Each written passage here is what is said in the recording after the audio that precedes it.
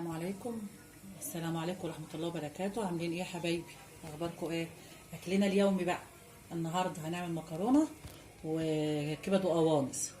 طبعا المكرونة احنا هنجهز لها، هنحط معلقتين 3 زيت كده. طبعا البوتاجاز دي حقيقة أساسية. وهننزل معلقة توم، يعني مش معلقة، يعني قيمة فصين 3 توم كده، كيسين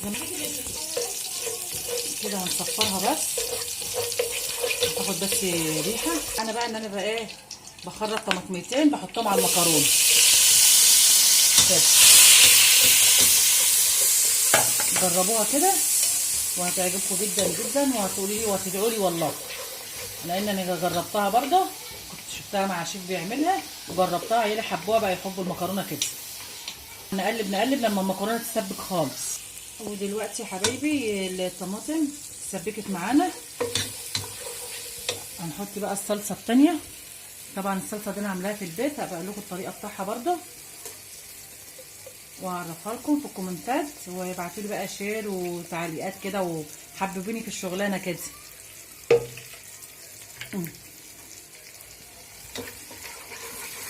ده طبعا الرغبه، احنا بنحب المرقه بصراحه في الاكل.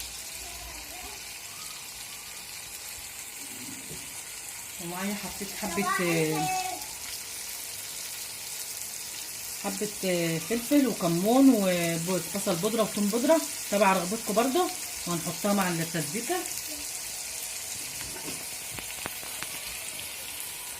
وهنقلب نديكم في التقليب كده على طول يا جماعه. نحط الصلصه اللي الخضراء كده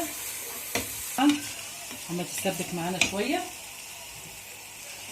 نحط شعره ملح،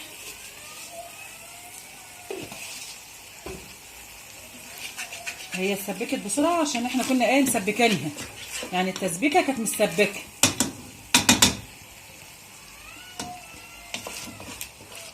مكرونه معلش انا ايدي نضيفه والله.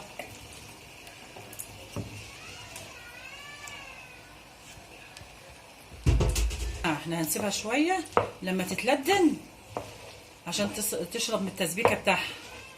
وجربوا الطماطم اللي احنا خرطناها في الاول دي مع فص الثوم، هتحبوها جدا جدا جدا، لان دي مجربه، يعني حاجه مجربه. هنسيبها شويه كده لما تتلدن وارجع لكم تاني ونغرفها مع بعض ونشوفها كده. بقى جنب المكرونه هنعمل ايه؟ كبد وقوانص. دي يا جماعه كنت كل ما اجيب فرخه اعين كبدتي، كل ما اجيب فرختين اعين كبدتي. لما كونت عندي دول حلوين هيكفونا اكله جنب المكرونه. هنقطعها معاكم، هنقطعها حتت مكعبات كده، مكعبات صغيره كده.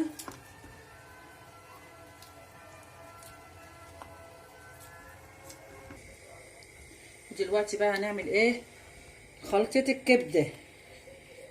هنحط معلقة سمنة حلوة كده، و3 4 معالق زيت.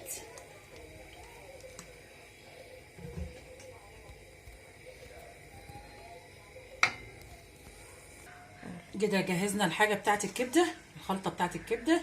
عملنا بصلتين متوسطين جوانح، حبة كزبرة بتحطوا في الآخر، فلفل ألوان، معلقة توم كبيرة. دي هنعمل بها الكبدة بتاعنا إن شاء الله. وطبعا جبنا تتبيلة الكفتة، الكبدة، تتبيلة بتاع الكبد بعضينا كده. وهنكمل إن شاء الله. هنحمر البصلة مع بعض، ننزل كده.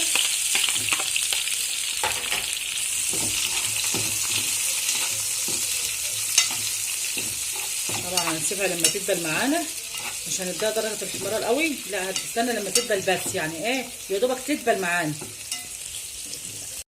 حبايبي. وكده البصله يعني دبلت، احنا عايزين ندبلها بس. هنحط بقى التوابل بتاعنا، الفلفل الالوان،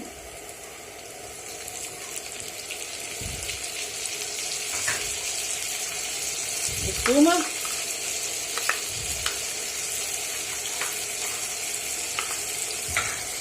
ونسيت اقول لكم ان في طماطم مكعبات هنحطها في الاخر وفص ليمون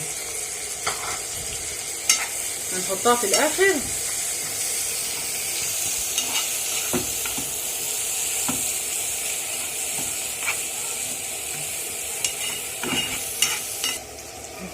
هنحط مكعب مرقه، احنا بنحب المرقه يا جماعه في الاكل، في جميع الاكل احنا بنحب المرقه.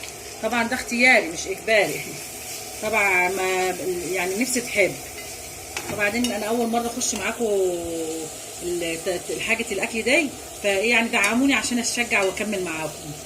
تشجيعكم اللي هيخليني اكمل معاكم للاخر. احنا كنا قطعنا الكبده مع بعض اهي، هنحطها برضو تتشوح مع بعض عشان تشرب من التتبيله بتاعها كده.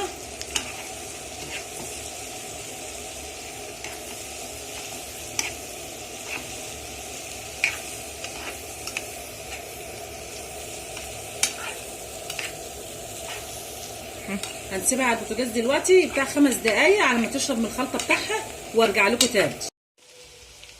ودلوقتي رجعنا لكم تاني يا حبايبي.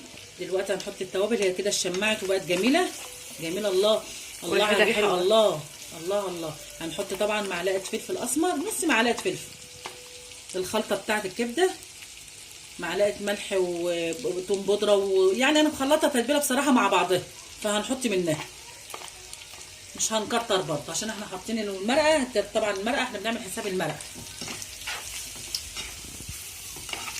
ولو عايزت طبعا هنحط لها. دلوقتي بقى الطماطميه النص ليمونه اللي كانت معانا هنعصرها. هي مش هيبان طعمها في قلب الاكل، بس بتدي طعم جميل وبتضيع الزفاره وكل حاجه. والطماطميه اللي احنا مخرطينها مكعبات هنشوحها برضو تشويحه كمان كده. الله شم يا ايه الريحه جميله يا سوس، تسلم ايدك. الف هنا اللي ياكل وبالف هنا للي شايفنا. واحنا عايزين تشجيعكم بقى يا جماعه، انا جديده لسه مش هقول لك تاني، يعني استقبلوني زي ما انا كده. انا بطبخ طبخنا العادي وبعمل اكلنا العادي، لان عارفه ان ناس كتير بيعملوا العادي زينا حبايبي. وكده استوت معانا. احنا مش هنسوي ايه عشان الطماطميه ما تتهريش معانا، عشان تبقى مفرفره كده. احنا كده ايه خلصنا كده عمايلنا. هنحط بس ايه يا دوبك حبه كزبره على الوش، بتدي طبعا ريحه وطعم في قلب الاكل. وهنقفل كده حاجتنا على ما نيجي بقى نغرف نوريكم بقى سفرتنا ايه بتاعه النهارده حبايبي. وده الاكل بتاعنا، الغدا بتاعنا النهارده بعد ما خلص. طبعا عملنا شويه سلطه جنب المكرونه، وده بابا غنوج هبقول لكم على الطريقه بتاعه جميل جدا. وده بتنجان مسلوق، وبطاطس طبعا محمره، وحته مخللايه كمان اللي فاضله. وطبعا الطبق الرئيسي الكبده بتاعنا. واتفضلوا بقى معانا وشكرا، واشوفكم على خير. مع السلامه.